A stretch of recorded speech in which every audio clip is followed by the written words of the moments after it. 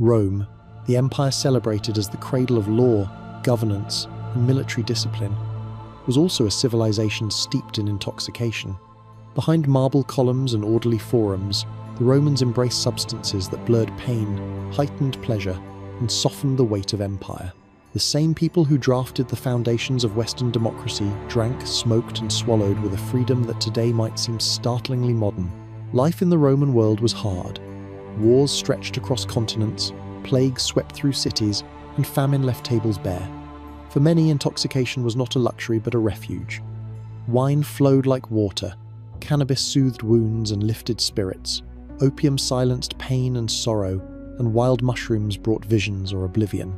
These were not illicit indulgences but accepted elements of Roman daily life, as common as bread or olive oil. But how did intoxicants become so deeply woven into Roman life? Step into a Roman garden, and you would find a landscape that blurred the line between food, medicine, and intoxication. The poppy grew beside lavender, mint, and lettuce, its delicate red petals nodding in the breeze, its seed pods heavy with the milky latex that could soothe pain or send the unwary into oblivion. Cannabis sprouted in corners of villa plots and farm fields, its fibrous stalks twisted into rope and cloth while its leaves and resins promised relief from aches, fevers, and melancholy. For Romans, the cultivation of intoxicants was not a hidden craft but an everyday art, stitched seamlessly into the rhythm of rural life. Virgil himself, in his Georgics, offered instructions for tending poppies, praising their role in restoring weary farmers to sleep. His verses echoed a truth every farmer knew, that the earth provided not just sustenance, but remedies for the body and escapes for the mind. To grow poppies was no more remarkable than to tend vines or wheat.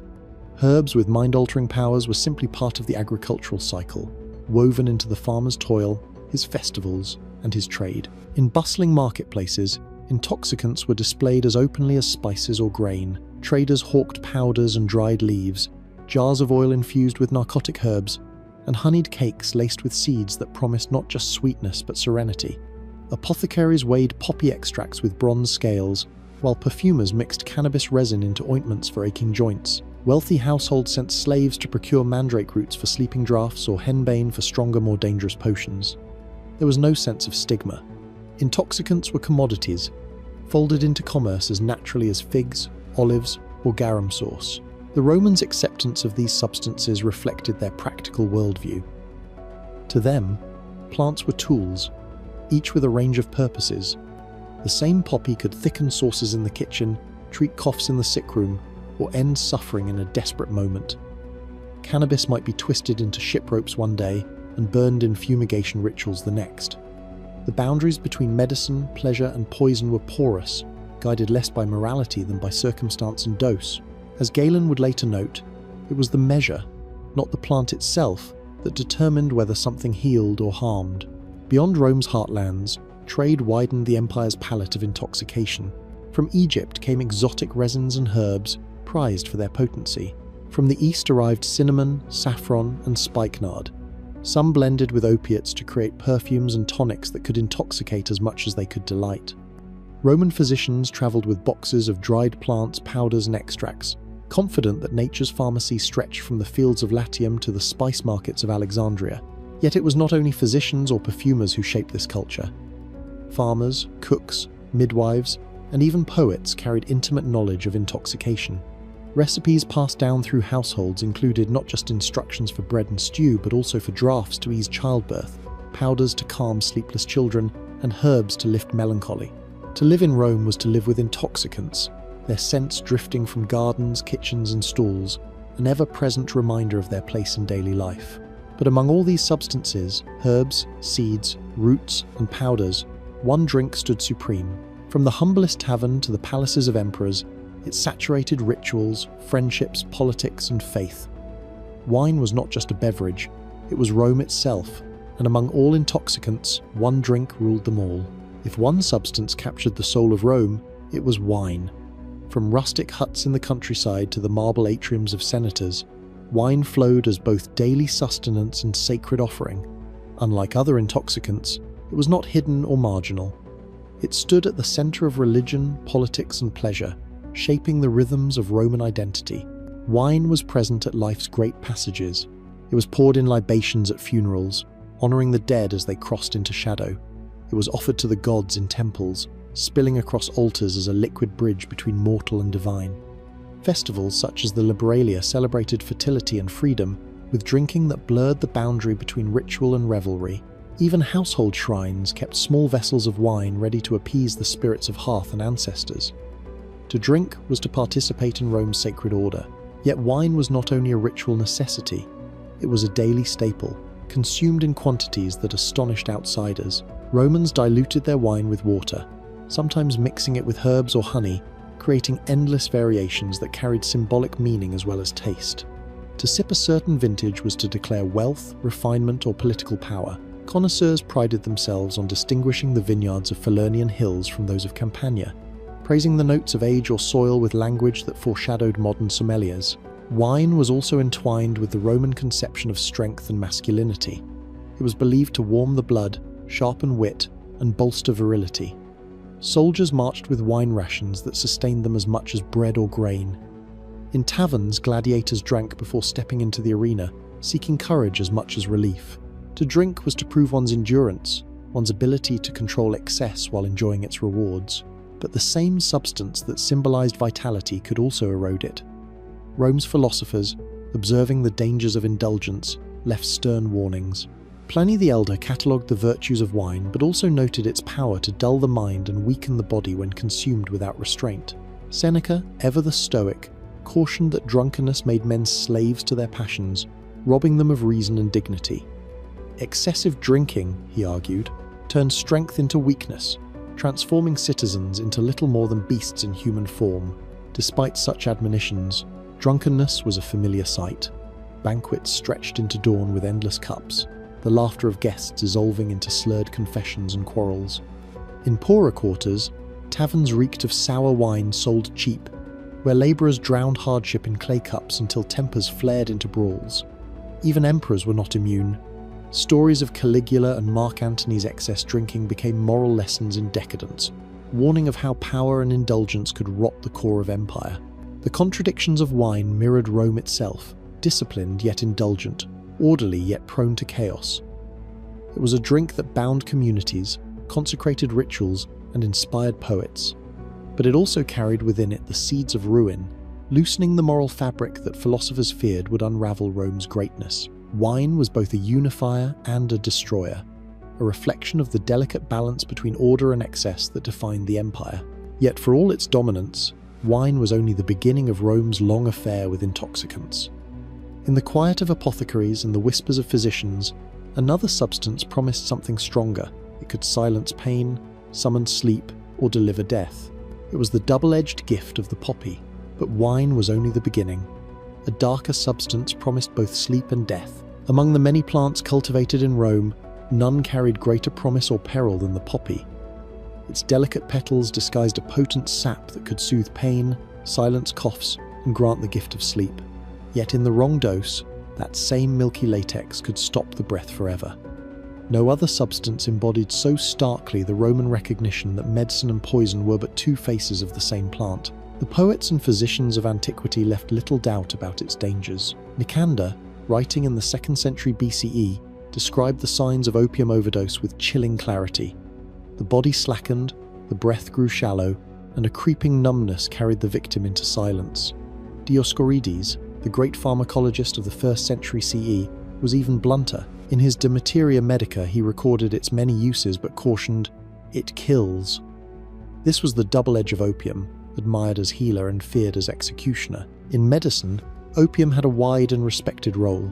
Roman doctors prescribed it for epilepsy, to quiet seizures that terrified families and filled temples with prayers. It soothed those bitten by venomous creatures, offering relief when other remedies failed.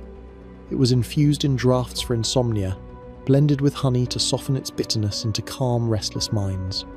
For the wealthy, it was a balm against the anxieties of politics and the frailties of age. Even emperors relied on it. Galen, the most influential physician of the age, tended to Marcus Aurelius with careful mixtures of opium, balancing its dangers with the sweetness of honey to preserve the emperor's fragile health. But what healed could also destroy. Suicide by opium was not uncommon among the desperate or disgraced. Its bitterness could be masked in wine or cakes, granting a swift and painless escape. In the treacherous politics of the imperial court, opium became a silent weapon. The young Britannicus, heir to the throne and rival to Nero, is believed to have been poisoned with an opiate draught that stilled his ambitions before they could threaten the emperor's reign. Such deaths were whispered about in corridors of power, proof that Rome's pharmacopoeia served not only the sick but also the scheming. The ordinary people of Rome also knew opium's shadow. Street apothecaries sold diluted syrups to mothers seeking sleep for their infants, unaware of the perilous line between calming and suffocating. Labourers numbed their pains with preparations that dulled more than their aches. What was medicine for one could become ruin for another, the boundary set not by morality but by measurement. Yet despite the risks, opium never lost its place. To Roman thought, it was a divine plant, a gift that demanded respect but not abstinence. It symbolized both the fragility of life and the ingenuity of human control. In its ambiguity lay a lesson central to Roman medicine and culture, that power could not be denied, only managed. Still, opium was not alone in Rome's arsenal of intoxicants. The empire teemed with plants that promised visions, exhilaration, or madness. Mandrake twisted its roots into human shapes that frightened farmers. Henbane could cloud the mind with delirium. Belladonna blackened pupils while leading some into hallucination and others into the grave. And wormwood, sharp and bitter, carried both stimulation and poison. Opium was only one player in a vast Roman pharmacopoeia. Beyond the familiar vines of wine and the perilous milk of the poppy lay a stranger garden, one filled with plants that promised not merely relief from pain but journeys into visions, ecstasy, and delirium. Rome knew these herbs well. Their names carried both allure and menace. Mandrake, henbane, belladonna, wormwood. They were the ingredients of potions whispered about in kitchens, temples, and sick rooms, as likely to spark wonder as to provoke dread. The mandrake root, twisted into uncanny shapes that often resembled human figures, was prized for its narcotic power. Physicians prepared it as a sleeping draught before surgery or childbirth, its potency lulling the body into forgetfulness. Yet folklore warned of its cries when uprooted, a scream so dreadful it could kill the one who dared to harvest it. Whether taken as myth or truth, the mandrake embodied the sense that intoxication touched the boundary between the natural and the supernatural. Henbane carried even darker associations. A small dose could bring laughter, a sense of floating, or wild dreams. Larger draughts blurred vision, confused memory, and brought on madness. Its fumes were sometimes inhaled in rituals that sought communion with spirits, but more often it was feared for its volatility. The line between ecstasy and terror was perilously thin. Then there was belladonna, the beautiful lady, whose berries gleamed black and tempting. Roman women, and later medieval ones, used extracts to dilate the pupils, lending an unnatural brightness to the eyes. But beneath its cosmetic appeal lay danger, hallucinations, convulsions, even death. To sip its essence was to risk a plunge into visions of demons and shadows, worlds indistinguishable from nightmare. Wormwood, by contrast, was less deadly but no less intoxicating. Its bitterness flavoured wines and tonics, masking deeper dangers. The herb contained thujone, a compound that could sharpen the mind in small amounts but unsettled the nervous system in greater doses. Mixed into wine, it produced a heady stimulation, a rush of clarity that might quickly give way to dizziness and confusion. Roman households blended wormwood into medicinal concoctions, often with honey to soften its taste. But whispers told of overdoses that ended not in healing but in despair. Rumours of poisoning often surrounded these substances. The poet Lucretius, whose verses on the nature of the universe still echo through history, was said by later writers to have died from a potion of love mixed with wormwood, driven mad before his end. Whether legend or fact, the story reflected a truth Romans understood. Intoxication could be a gift, but it could just as easily be a curse. Despite their dangers, these potions were woven into the fabric of Roman life. Midwives used mandrake to calm women in labour. Physicians prescribed diluted henbane for toothaches or fevers. Wealthy households experimented with recipes that blended herbs into perfumes, salves or wines, seeking pleasure as much as relief. For the poor, these plants offered accessible remedies, plucked from wild fields or purchased cheaply in markets. The risk was part of the exchange, a gamble Rome accepted as natural. To walk through the Roman pharmacopoeia was to navigate a landscape of extremes. Each plant carried the potential to heal, to delight, or to destroy. It It was a reminder that intoxication was never far from daily existence, that euphoria and danger grew side by side in Rome's gardens. Yet the empire's appetite was not satisfied by its own soil. Ships carried goods from distant shores, traders brought tales of foreign rituals, and Rome absorbed them eagerly. Beyond mandrake and wormwood, there were substances from the steppes and the east that broadened Rome's repertoire of intoxication. But Rome also looked beyond its gardens, importing highs from afar. If the poppy was Rome's sharpest double-edged blade, hemp was its most versatile thread. Few plants served as many roles. From the coarse fibers of its stalks came rope for ships and sails, cloth for garments, and nets for fishing. Yet hidden within its sticky resins and pungent leaves lay another gift: the power to ease pain, lighten the spirit, and draw laughter from the most serious of men. Cannabis was both industry and intoxication, woven into the empire's daily life, even if its origins lay far beyond Italy's fields. The Romans did not discover hemp's intoxicating powers on their own. Long before the empire, the nomadic Scythians of the Eurasian steppes had used cannabis in rituals of heat and smoke. Herodotus, writing in the 5th century BCE, described their strange vapor baths. Warriors would gather in tents, tossing hemp seeds onto red-hot stones until thick clouds filled the air. As the vapors enveloped them, they shouted with joy, their cries echoing like those of a people freed from earthly burdens. It was a vision of intoxication, not through drink but through breath, a communal rapture of smoke and fire.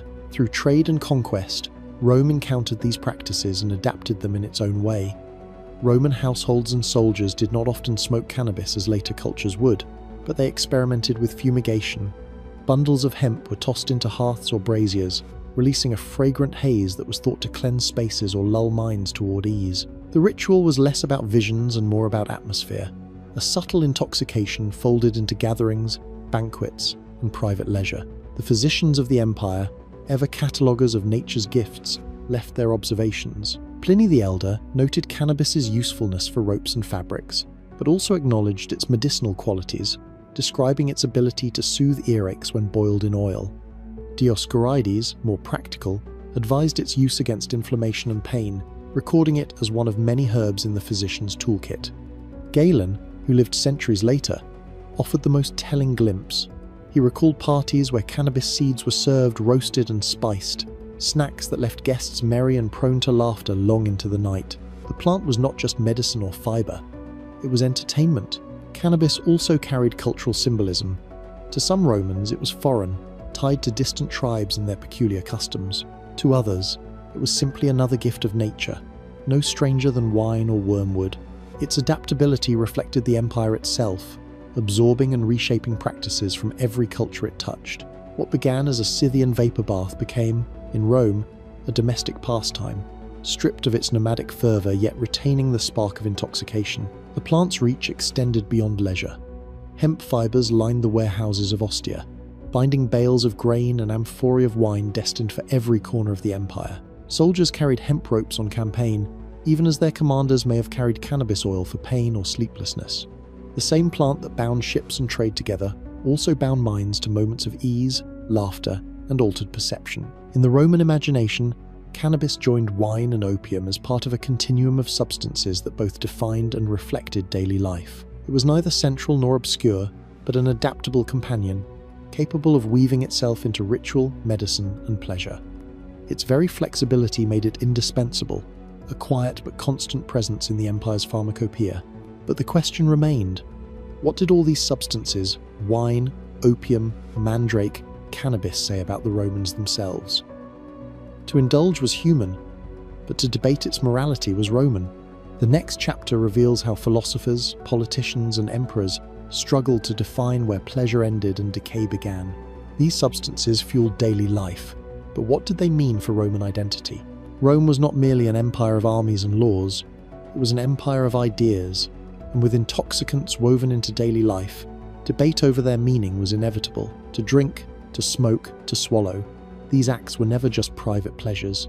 They became mirrors of morality, questions of self-control, and instruments of power.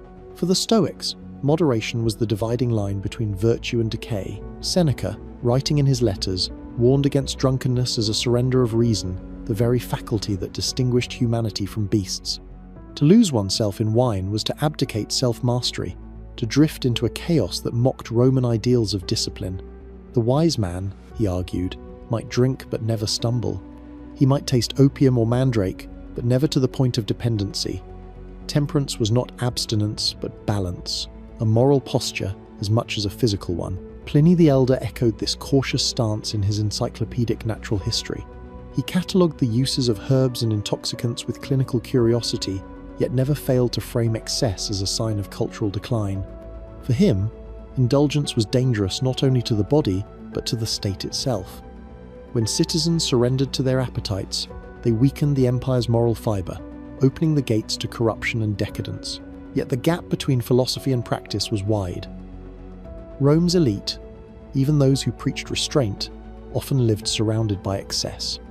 Mark Antony became a symbol of drunken extravagance, his reputation stained by tales of feasts where wine drowned dignity. Emperors, too, used intoxicants not only for pleasure, but for politics. Control over substances could reinforce their authority or undermine rivals.